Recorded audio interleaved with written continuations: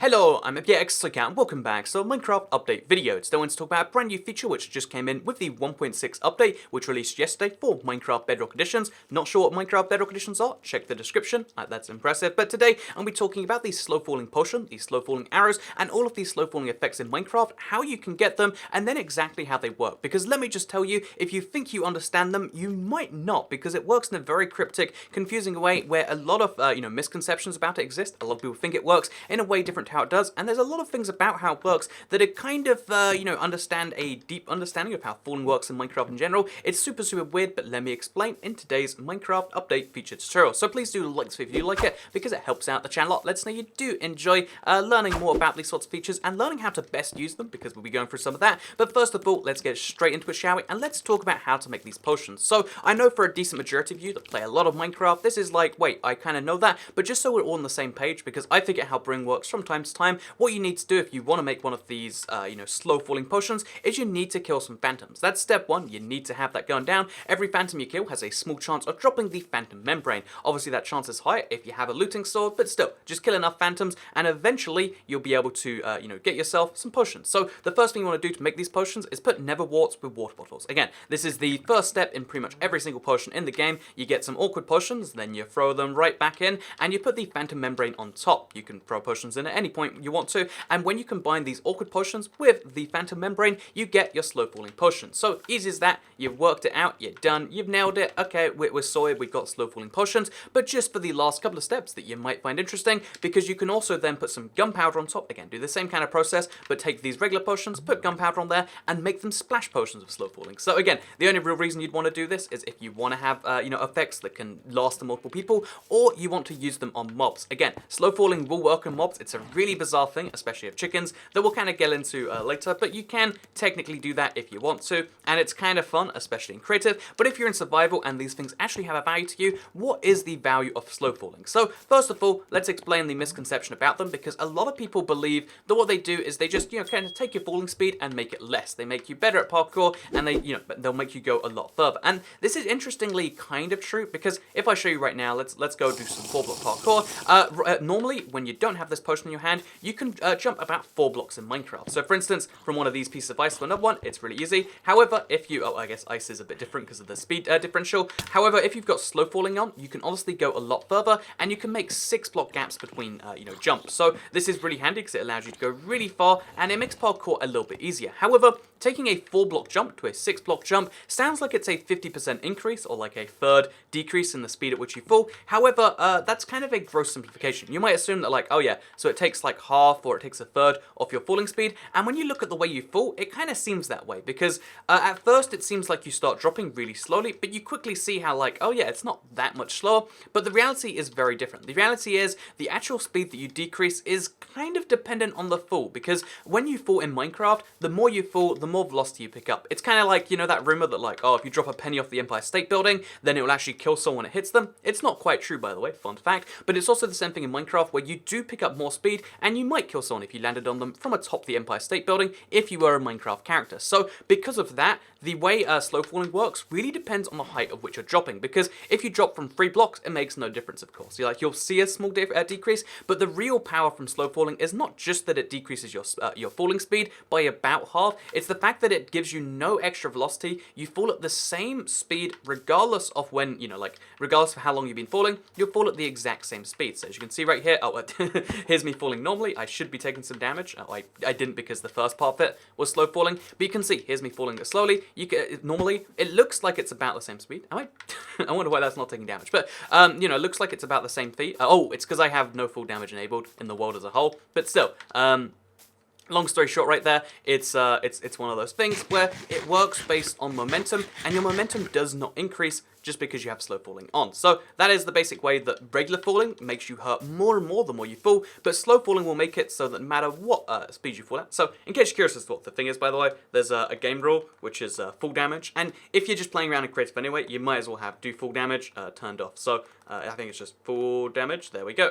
And we can turn this to true, just so we can have some actual full damage, just to show you that without this, we do in fact take damage from this fall, because we've fallen, 4 blocks further than we're meant to. However, the really powerful thing about about slow falling is the fact that no matter how high you're falling from, you won't take full damage because it limits your momentum. It means that you'll always fall at that kind of half normal falling speed, which means, for instance, if we go to the top of this building right here, this is an end city in the overworld. It's one of my favorite little builds around here, by the way. But if we fall from the top here, as you can see, we're falling, but we're not picking up momentum. It kind of feels like you are, because you're like, oh, this isn't quite so fun, but there is a cap on the speed at which you can fall, which means that no matter how far you fall from, you'll always be falling at a speed where you don't take any damage. It's a really, really wonderful thing, and it's really the big power of slow falling. Slow falling might seem like it's a thing that's useful for parkour or useful for this, but it's really mostly useful as like a don't take full damage. You know the game rule, don't take full damage, which I just had turned on. It's like having that turned on all the time if you have one of these on you, because the best thing about it is if you have a regular potion, you can just drink it in midair. You can just try and hit yourself while you're in the middle of the sky,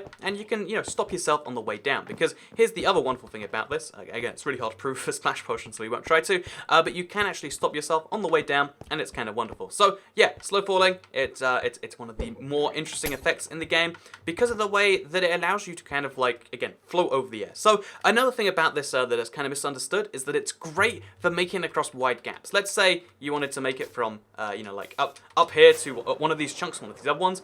It seems like in your head that with slow fall, okay, let's say from up here to down there. It's just about makeable, but it seems like one of the big benefits in slow falling would be that you could make it from here, for instance, to all the way over there. And although this seems possible, because, you'll fall, at roughly 1/3 the pace, it's not actually how it works, because your forwards momentum is cancelled out very quickly. Your forwards momentum still lasts the same way it would in a normal flight, which means you can go forwards quite far. Like, look how far I went in that one fall, but it doesn't mean you can go as far as you figure. So the final misconception about slow falling I want to correct before we go any further is the fact that it works when you've got your elytra turned out. So here you can see I've got an elytra on.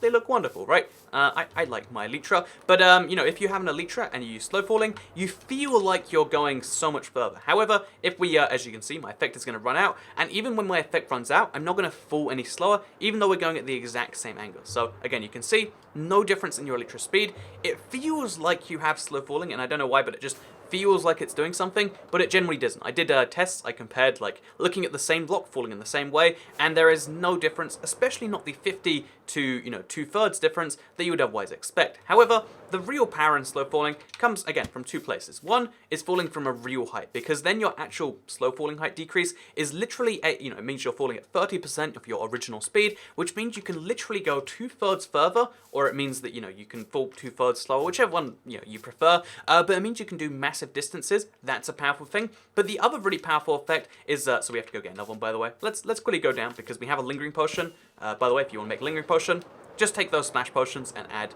a dragon breath, as I did earlier. Here's one I made earlier, eh? We got lingering potion of slow falling. We could also hit ourselves with arrows. Again, I really think these arrows are pointless, but I will say they're some of the best looking arrows in the game.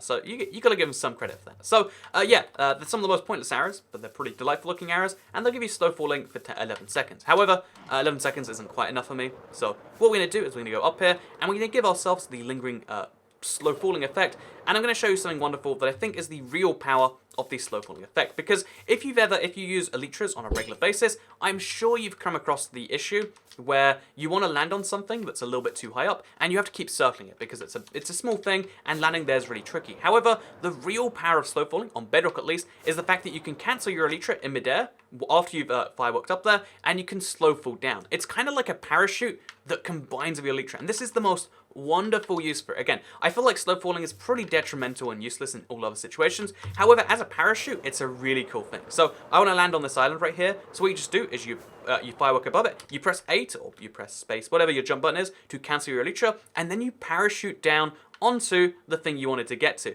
It's really cool. You take no full damage, and because slow falling is something that you should be killing phantoms anyway. You should have these phantom membranes. If you just keep one of these things on you, it functionally works like a parachute. And like I said before, you can use it in midair too. If you're already in midair and you're having some issues, you can technically cancel it out that way. And yeah, that's wonderful in my opinion. Pro tip, by the way, if you slow fall for half your fall and then you if you hit the ground like this, it will still hurt like you've fallen from where you stop slow falling. So pro tip, don't do that. You have to do it the other way around. You have to fall first and then switch into slow falling. So to show you how this parachute, I believe we have one last one here, right? Yeah, to show you how this parachute can work in midair. It's super dangerous, but let's say, in general, you're flying through the air and you want to, I guess, guarantee that your Elytra won't be, your Elytra might die soon, and you're like, oh no, what am I going to do? It suddenly dies midair, and you're like, oh god, what am I going to do? You need to quickly drink the slow falling potion, and as you're going to see, it's going to cancel your fall, and it's going to keep it, and if you have enough time, it's going to stop you from falling. So, yeah, slow falling potions,